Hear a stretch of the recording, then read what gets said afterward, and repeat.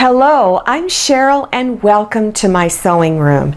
This is a continuation of the Fall Holiday Table Runner series. Now there's 3 blocks involved in this particular table runner. There's a maple leaf block, a pumpkin block, and an acorn block.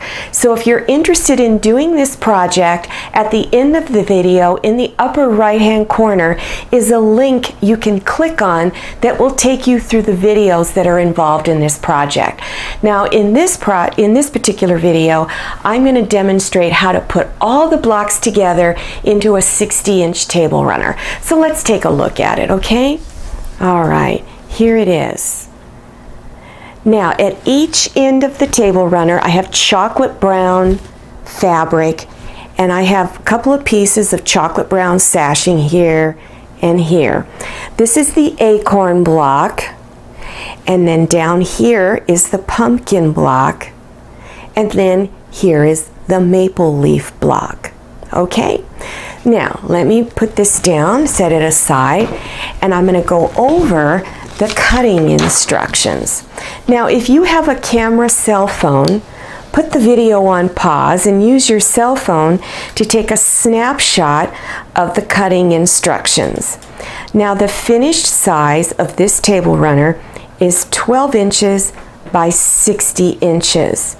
You're going to need 2 pieces of sashing that are 2.5 inches wide by 12.5 inches long. And then for the border pieces at each end of the table runner, you're going to need 10.5 inches by 12.5 inches. You'll need 2 of those. And fabric for the back of the table runner, 12.5 inches by 60.5 inches. I'm using heavy iron-on interfacing. You'll need 12.5 inches by 60.5 inches. If you prefer, you can use cotton batting in place of the interfacing. If you need instructions on how to cut out quilt fabric, watch the video Tips for Cutting Quilt Fabric. And here is the layout of the block. The shaded areas is the chocolate brown fabric, and then here are the different blocks: acorn, pumpkin, and maple leaf. Okay. All right, now I want you to take your pumpkin block, and at each end right here, this one and this one, you're going to put on a strip of sashing. Now lay it right side together to the pumpkin block. Pin it down, and from this raw edge in, you're going to stitch 1/4 inch all the way along that edge. Then press it with your iron, a hot iron, on the back side. Then unfold it and press on top, pushing this seam towards the dark sashing fabric, towards the dark side, okay? You're going to do the sashing on this other side the same way, okay? Then take your acorn block and you're going to attach it to that piece of sashing that's connected to the pumpkin. So bring right sides together with the sashing. Go ahead and pin it down, and then from the raw edge here, stitch 1/4 inch again. Then press it on the back side. Then unfold it and press it on the front. Now, I'm going to turn this over. Here is the sashing. I want you to note that the 2 seams are pressed in towards the sashing. Okay, this way they don't show. That's why we do it that way. Then go to the other end of the pumpkin block and put your maple leaf on this end, just like you did the acorn. Okay? Now, let's take the next sample. Here's the maple leaf attached on. Now take your 2 end pieces of border fabric that are 10.5 by 12.5, and this is the 12.5 inch edge right here. Pin and stitch it on, bringing right sides together, okay? Pin and stitch it on 1/4 inch again from that raw edge. Then with your iron, press. Then unfold, open it up, and press on the top side. Again, pushing this seam towards the dark chocolate fabric. And then of course go to the other end. Here's the acorn end. Doing the same thing. Bring right sides together. Stitch 1/4 of an inch. Press. Unfold. And press again. Make sure that that seam underneath is going towards this chocolate fabric. Okay.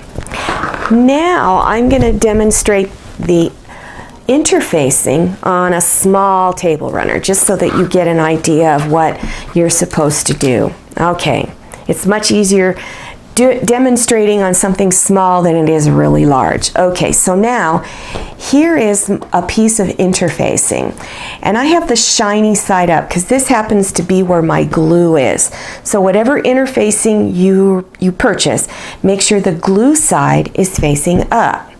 Then lay your table runner with the right side up and the back side of the table runner on top of the interfacing. Okay, so you're putting this interfacing on the back of it.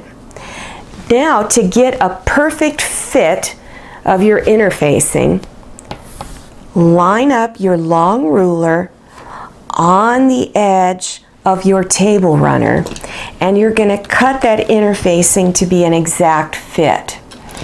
After you've cut one edge, then go ahead and place a few pins along that edge to hold it together while you shift it to cut your other edges. So continue cutting the other 3 sides, placing a few pins here and there to hold it together.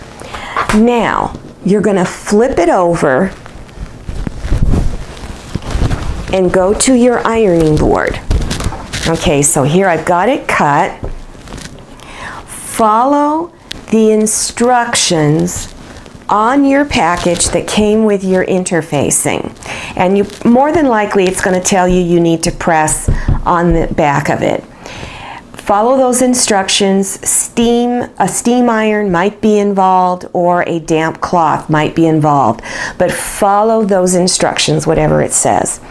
After you've got your interfacing attached to your table runner, now take the fabric for the back, and I'm using chocolate brown on the back. Okay, now have right side, top side facing up, the pretty side. Okay, then take your table runner and bring it face down on top like that.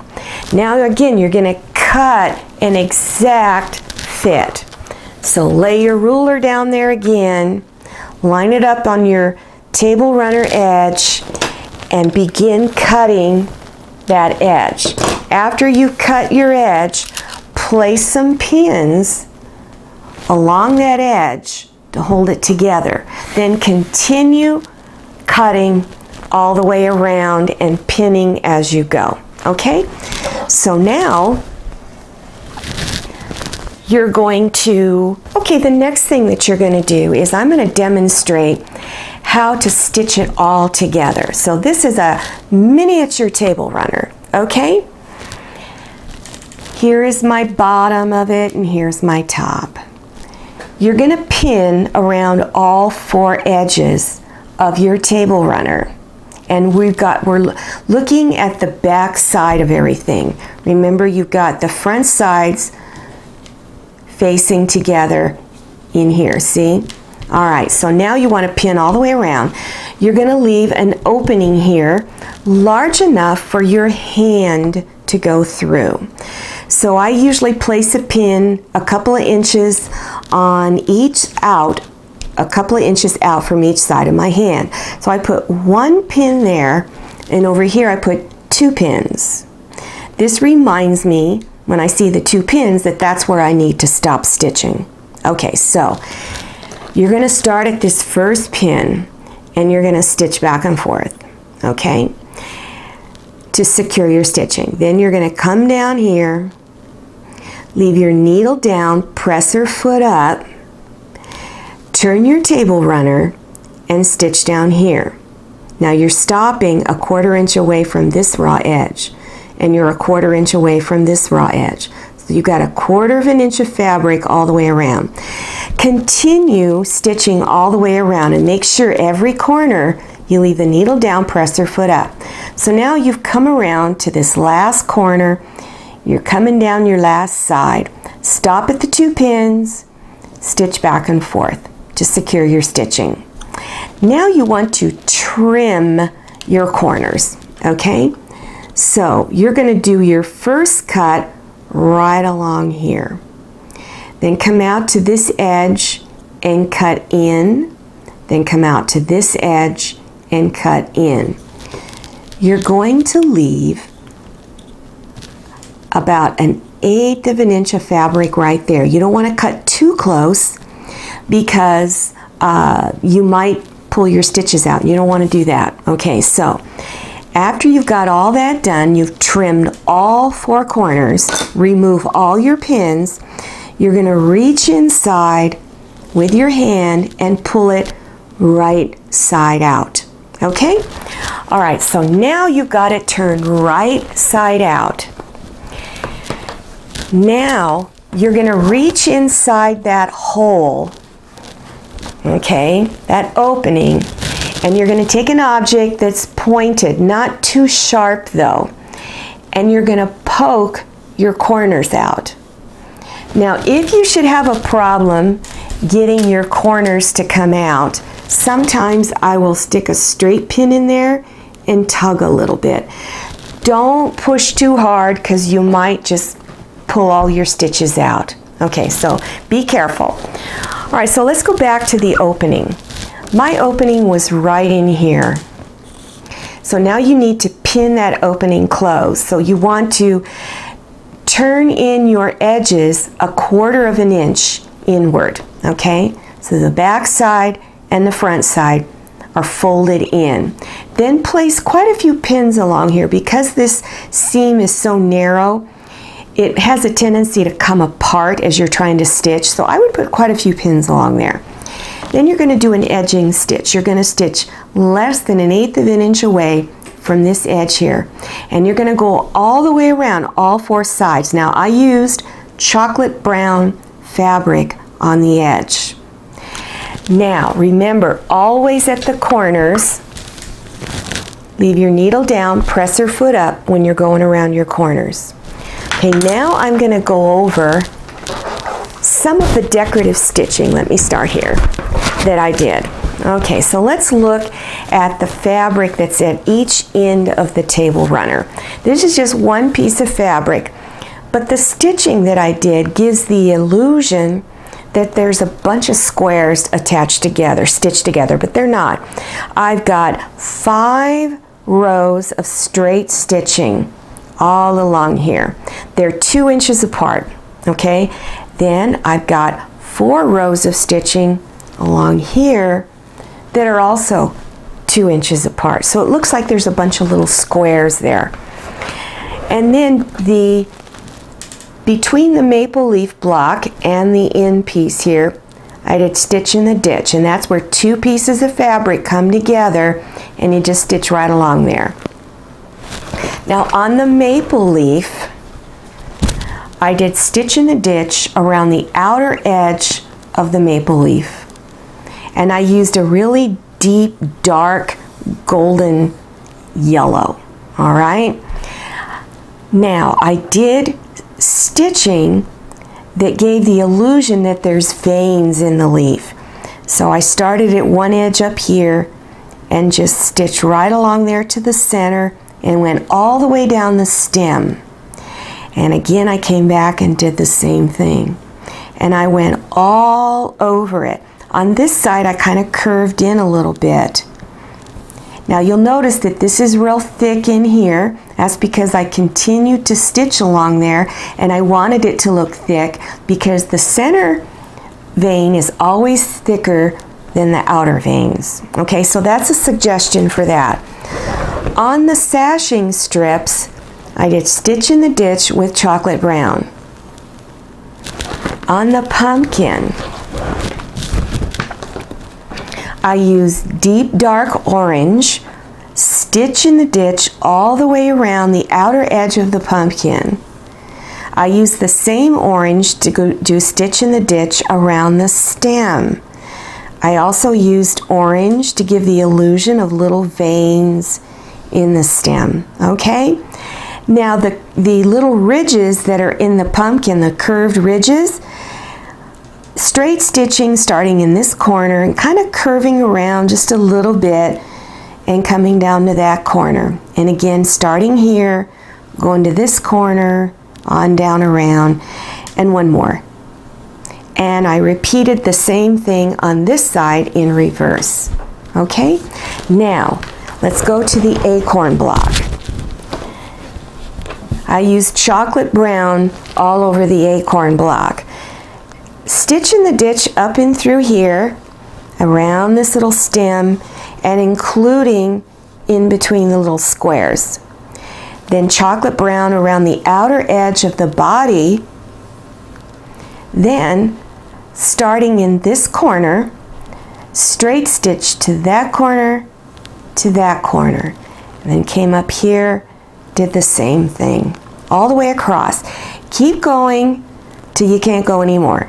All right? Then, start over here and repeat, going all the way across. Okay? Really simple. Then at the other end, I did the same straight stitching. Okay? All right, well, I hope that was helpful. Let's take one more look at this table runner. Okay, isn't that pretty? All right? Now, this, of course, takes a lot of time to put together. So if you've got the time, it's a great project. But if you're an individual who's kind of short on time, let me show you some other fall holiday table runners that won't take as much time. Okay, now this is a smaller one. This is, I'm guessing, maybe 48 inches. I used the really pretty autumn leaf fabric. In fact, I call this table runner Autumn Leaf. Then I did a little bit of decorative ribbon trim at each end of the table runner. This one's really quick, and I used cotton batting and binding on the edges on this one. Okay? Now, if you got just a little bit more time, all right, here's one I call Pumpkin Patch. And I used pumpkin fabric in the main part of it. At each end, I used this autumn leaf fabric and then ribbon trim at each end, and I did this fun little decorative edge right here. Again, this was used with cotton batting and with binding on the edges. Now the links will be appearing on the upper right hand corner of your screen as I'm talking about them, okay? Now, if you want to keep informed on all my future videos, click on one of my subscribe buttons. There's one down there in the lower right hand corner. It's red, it says subscribe. It's there throughout the entire video. Then in the upper left hand corner is a round picture of me floating around. Click on that. It is also a subscribe button. When you click on that, YouTube will prompt you for your email address. Enter that information, and the next time I have a new video, YouTube sends you an email with a big button in the center. You click on it and it takes you directly to my latest video. I'm Cheryl, and I'm really glad you came to my sewing room. I'll see you next time, and happy sewing.